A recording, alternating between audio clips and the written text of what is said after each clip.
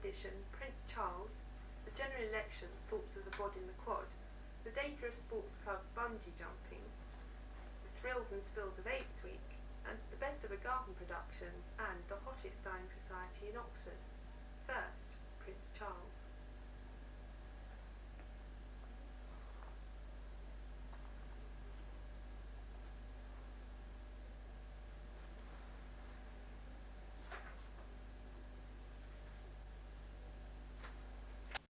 The Alliance candidate, ex-to-Don Michael Hart, maintained the soggy grip on the university by a majority of just 56. The Ecology Party candidate from LMH came last with 192 votes. Labour's stranglehold on the council could mean that the university will be pressed into sharing its sports facilities with the town. What do people really think of the candidates in the city council elections? OTN took to the streets to find out. Did you bother to vote in the recent city council? No, I did bother to vote, yes. Voted Labour. Thank you very much. We'd just like to ask you a few questions about the recent council elections. Yeah, certainly. Can you tell me if you voted? Yeah, I certainly did, yeah. Which way did you vote? I voted Liberal STP for Michael Hart. Are you glad that he got in? Yeah, obviously, if I voted for him, yes. Do you think you voted for him partly because he was on Exeter? I would say, yeah, it's a twofold reason. A, that I think that in a particular council or on the national election, certainly SDP, I think offers an alternative to the Tories and to Labour. And secondly, because he's next to Don, yeah, sure. Yeah. I voted because I was told to by a Conservative. Very well. Therefore, I feel it doesn't affect me. Now, I would have voted at home, I think. Do you have any questions about No. the way you voted in the election? I didn't vote. Why didn't you vote? I didn't want to. Why didn't you vote? That don't interest me. You'll ask him. He knows all about it. Can you tell me if you voted in the local city council election? Yes, I did, yeah. Can you tell me which way you voted? Conservative. Why did you vote? Surprise. Why did I vote Conservative? I think they were three-way traffic. Well, I didn't want to. There wasn't particularly three-way traffic in Tell Street. Well, I suppose I didn't really want to vote Labour because they got some more lunatic ideas. The Liberals weren't really making any change. No, I voted for Bertie. Who? Bertie? Bertie Standingford. He was at Labour. Yeah. Well, I forgot to register myself, actually. Are you involved in college? Well, I'm a member of the college. Can you tell me why you voted Labour? Yes, but at great length, and I've got to go to Jane's for a drink. Absolutely, yes. Would you mind telling me which way you voted in the local city council election? The local city council. How do we vote in the local city council? Conservative. Is that okay? Can you tell me why you voted Conservative? Because it gives me more pay. After 3 rape attacks in less than 3 weeks, police patrols are being stepped up at night in Oxford. The women have been warned to stay away from dark and isolated places. A girl from the city was raped outside St Peter's, and in the last attack, a student was raped at knife point in a disused railway hut at Hinksey Sidings near the Abingdon Road.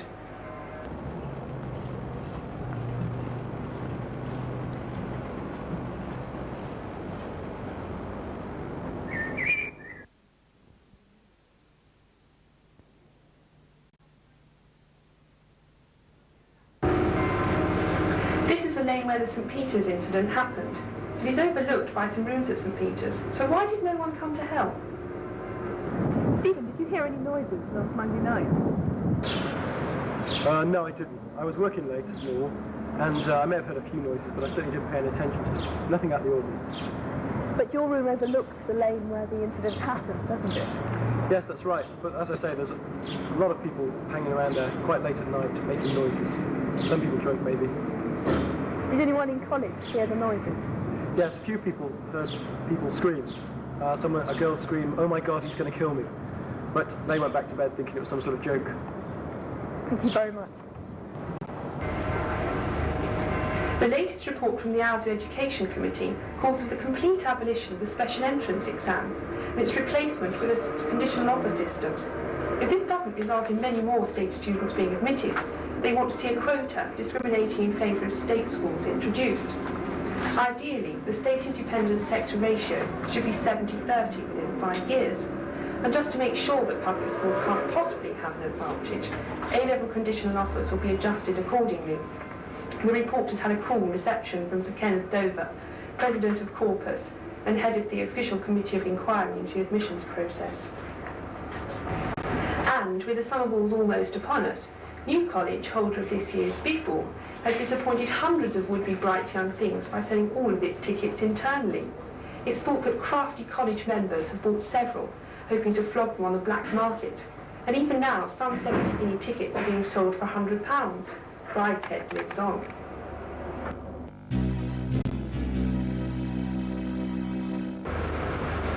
Apart from the crowds, what is it about May Day that makes it noticeable? This is what it looked like to us.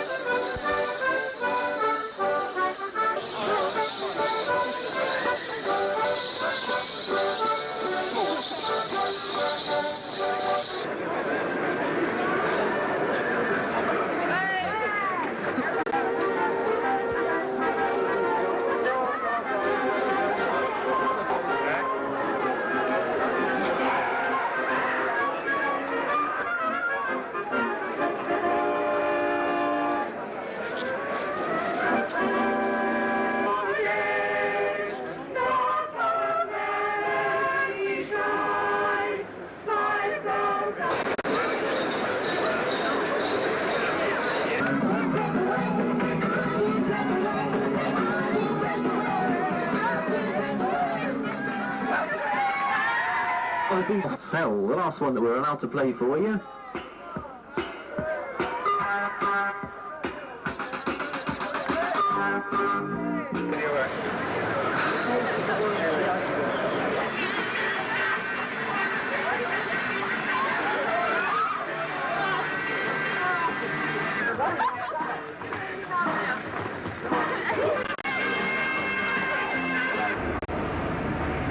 Of year when finalists really panic if they don't have a job. But how much can the appointments committee do? Sue spoke to Tom Snow, Oxford's career specialist, and asked him how important the CV really is.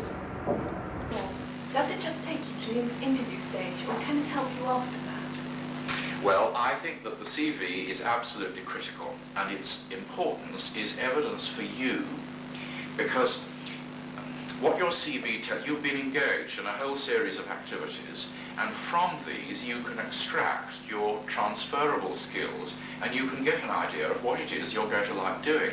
If you have been pushy and persuasive in a number of activities up till now, then look for a job in which being pushy and persuasive is required.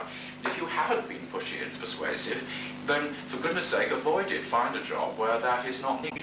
So it's very important to locate you and match you up against a suitable occupation. Once you've done that, and you come to talk to an employer, you use exactly the same material all over again in the same way, because you can say to an employer, Mr. Employer, I know about your work, I know what skills are needed. I know that I have those skills because I've thought about the various things I've done. We'd have a good match and you've made a sale. So it's much the most important for you, but it's also important later, both in the application form and at the interview. What would you recommend to an undergraduate now? Well, rather linking with what I've said, I think while you're at Oxford, make the best use of it. Try yourself out while you're at Oxford and in vacations in the maximum number of roles, different types of work and activity and organisation. See the maximum number of different types of people to get as much evidence as you can about yourself and how you work and what you think important and what you're good at. And also start to look at the different types of job and don't be confused by mythology, superstition and prejudice. Go and look at it as it actually is. I think one needs to start early in looking at what jobs are actually like, and I think that undergraduates ought to come here fairly early because we can help them find out what it's like out there. We can help them do the things they need to do for themselves, but we can't actually do it for them.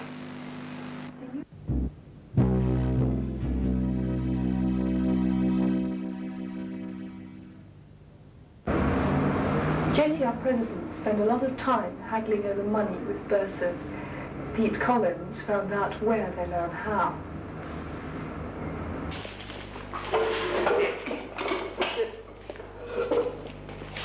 Some tea, maybe? Oh, no thanks, no thanks. Maybe I... Thank you very much. Split it between the two. What? Oh, we've had a minor finance committee meeting out there, as I'm sure you've gathered, and we've come up with a compromise position, we believe, which we hope will be acceptable to the whole college, both the JCR and the SCR. On Tuesday of North Week, the officers of OUSA, headed by John Grogan, held a training session for JCR presidents. Here we see the two OUSA officers acting the parts of a hypothetical college president and domestic bursar. Associations have been impressed, particularly by the statistical survey you just mentioned, and some of my students have mentioned to me, by the weight of evidence in your paper of the problems that are facing students at the moment. And so we have decided to take an unusual step. It hasn't happened in my years negotiating. As I say, I'm retiring next year, perhaps I'm getting soft, but we're going to bring down the overall increase to 6%. It's an encouraging sign in that it means that you see our problem, the fact that you're bringing down 6%, but that by no means. The JCR presidents, on the right, are supposed to be negotiating a rates rise. We're taking it back to the JCR and had a word with the JCR and also, of course, discussed it with the people like Well, surely they realise that's unrealistic. We're going to put on the 25%. No, this was our specific mandate to come back and discuss. So you're mandated by the JCR? Well, we've been mandated to discuss an offer with you. We have been mandated to receive an offer with you, and then we have come back with that offer and get it approved. Later on, the opposing teams reviewed the scenario, with John Grogan and his partner pointing out the numerous errors made by the trainees. Back. I suggest we meet in the pub, 7 o'clock, 3 days' time, so they'll have a chat about this and try and settle it and try and reach a common position for governing bodies. One final point. Intellectual discussion or infighting and hackering. Whatever you think of the union, here's our reporter Stephen Hellman with a survey of events so far this term.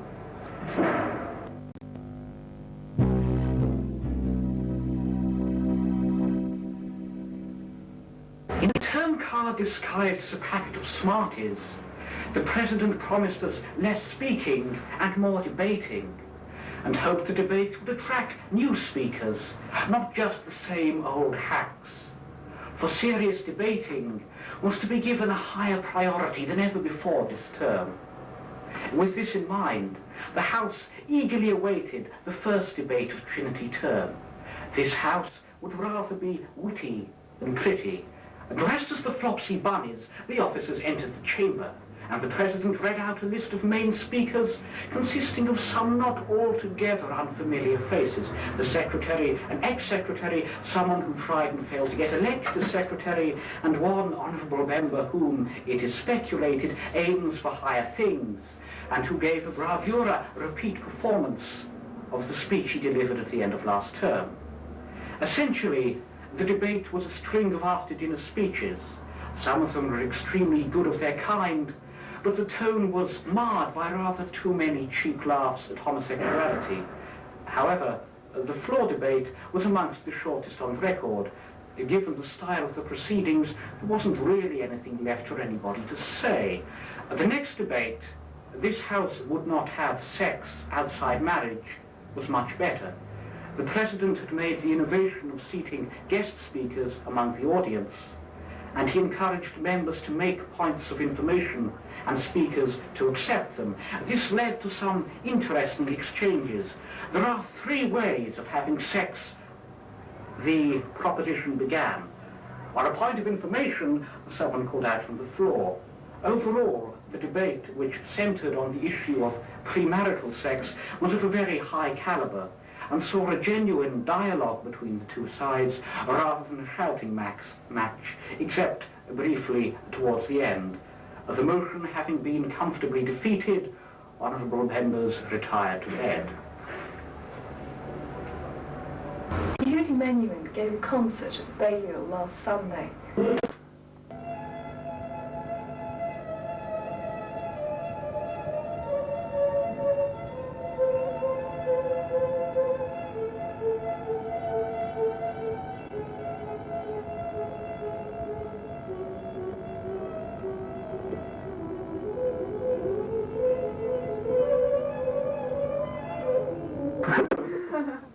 You have just come from the 1500th Balliol Sunday concert. Can you tell me what it was like? Personally, I found it a trifle tedious. I think the main problem was the seating arrangements weren't too good. However, the musical quality was probably decent, really. I especially like Yehudi's performance. Yeah. You know, he seems a little shaky on the arpeggio. Perhaps something to do with his age, because it's not really sure. He managed to pull off a couple of very, very good vibratos, which I was very impressed with. Wasn't Edward Heath there? Yeah, we couldn't figure out how he got up and down the ladder into the loft in the organ. Right, he was looking fairly old and he was, yeah. And the other thing, Yehudi Menuhin did an encore, played some Bach, unaccompanied Bach, which was rather good. Anyone like Edward Heath have anything to say? No, Edward Heath They just play their music and so. Well, Edward Heath actually at the beginning, which was quite fun, he did a little bit of sort of showman's stunt and sort of rock and stuff from the audience, which was none of the others bothered to do that. When did you do that? Just before he came on, he did a little bit of, you know, hello fans, here I am, and none of the other people did that. Well, I think he just actually did. No, I think he's back. Oh, he did. No, he did. He came on. He did it right. Everyone's clapping. From now on, OTN will be regularly bringing you, along with the news, a review of Oxford's drama, sport and music. And now it's good night from me.